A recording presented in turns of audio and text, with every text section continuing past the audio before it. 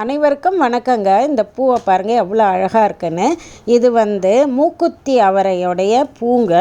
சாயந்தரத்தில் தாங்க அது நல்லா விரியுங்க. அதை பார்க்குறதுக்கே ரொம்ப அழகாக இருக்கும்.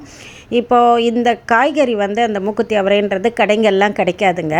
சிலோனில் நிறைய காய் வைக்குங்க. நிறைய பேர் எல்லார் வீட்லேயும் வளர்ப்பாங்க. ஆனால் இது கேரளாவை பூர்வீகமாகவும் கொண்டதுங்க.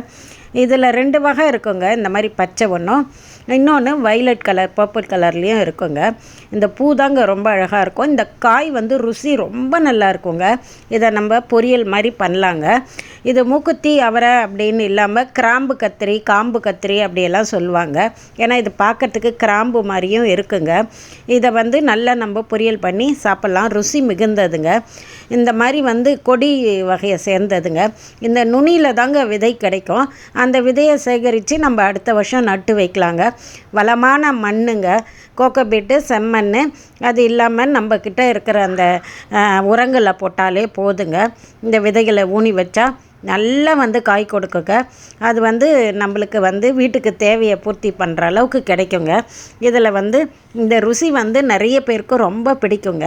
கடையில் கிடைக்காதனால நம்ம வீட்லேயே இதை பயிரிடலாங்க. கொஞ்சம் தொழு உரம் போட்டு நீங்கள் மண்ணில் ஊனி வச்சாலே நல்லா செழித்து வளர்ந்துருங்க. இதை பாருங்கள் நான் எவ்வளோ பறிக்கிறேன்னு. இதை துண்டு துண்டாக நறுக்கி நம்ம பொரியல் செய்யலாங்க. மிக்க நன்றிங்க.